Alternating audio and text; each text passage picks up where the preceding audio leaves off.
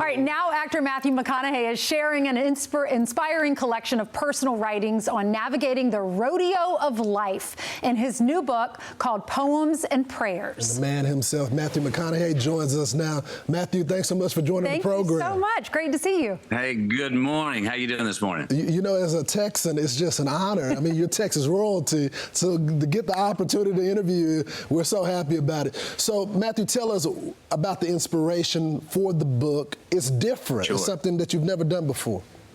No, it's not. So, look, I found myself a couple years ago getting a little cynical. And cynicism, that's a chosen disease that I swore I said I'm never going to fall prey to.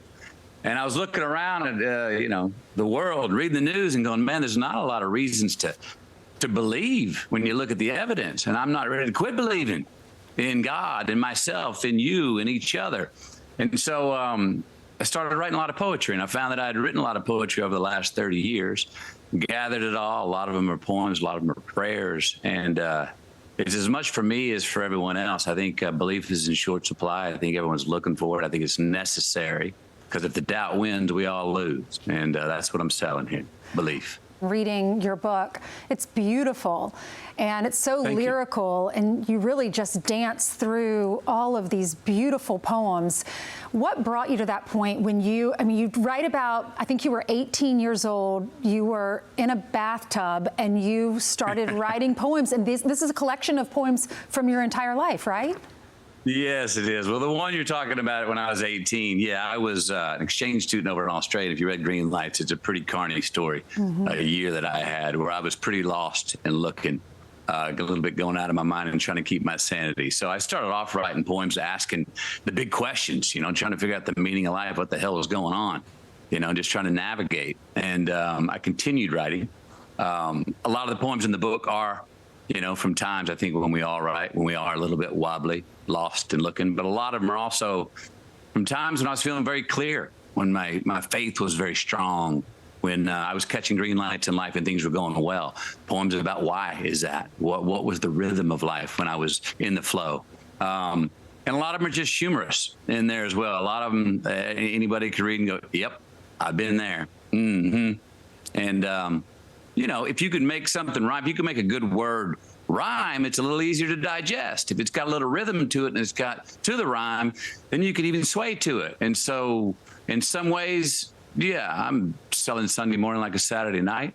And as I said, it's not just belief in not just belief in God. It is personally for me, but for a lot of people, belief in ourselves, belief in our children, in the future, in each other. And I think we need more of it. Lawrence and I were talking before this interview. What we love about you is you've gone back to Austin. You're raising your family where you grew up.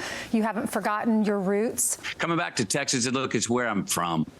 Lawrence, you know what it's like. And plus, you got family around here. As I've said before, I like it when a mile feels like a mile, 60 minutes feels like an hour. And it's nice that my 93-year-old mom is just about 30 minutes north of me, and my brother's right around me, too. I wanted my family to be raised around here with their family around them. Matthew, when I look at your life and your public profile, I think of the word stable, because there's always so much chaos in Hollywood and in the entertainment industry. Can you talk about how your faith has guided you through this? Because, I'm the same way, preacher's kid, and it's tough sometimes, but I feel like the faith is the thing that keeps you rooted. When we're in the middle of the chaos, we feel like it's on us and on us only, and how in the heaven or hell are we going to get out of it? Faith being something that we can on our own, in the 4 a.m. solitude with ourselves, as well as in the masses in the arena of millions of people. Faith is something, a truth, that a stability, that where our head and heart connected with our spirit, where we can feel stable and go and trust ourselves, trust that sometimes this too shall pass. Trust that I'm playing the longer game. No, we're in the immortal race. This is small stuff. This inconvenience that I'm in right now, and believe in that and understanding that helps us get through a lot of crises. And it's not tomfoolery. It's not foolish optimism. It's real. What's your advice for people that are really down on their situations? Well, sometimes I think we need to be a little easy on ourselves. And sometimes we need to be harder on ourselves. Like I said, sometimes we've got to go, oh, well, I'm tired of forgiving you, McConaughey. It's the 14th time I've forgiven you for the same damn thing. You're a repeat offender. How many times are we going to go back and say, forgive me? No. Yeah. I believe God wants us to have our hands on the wheel. We cannot rely on fate alone. It is also free will, our choice. And those are not two opposite things. I believe that's where faith and religion lives, that it is a mix of fate and free will. And I don't believe that God's saying, yeah, just rely on fate, man. What's going to happen is going to happen. It doesn't matter what you do. No, it does. And that's where self-reliance and faith don't necessarily contradict each other. It's where I believe they live. Well, Matthew, you have given our audience a little taste of what they're going to read in the book. Thank you so much. God bless you. Hey, y'all as well. Have a great day. Thank you now. I'm Steve Ducey. I'm Brian Kilmeade. And I'm Ainsley Earhart. And click here to subscribe to the Fox News YouTube page to catch our hottest interviews and most compelling analysis.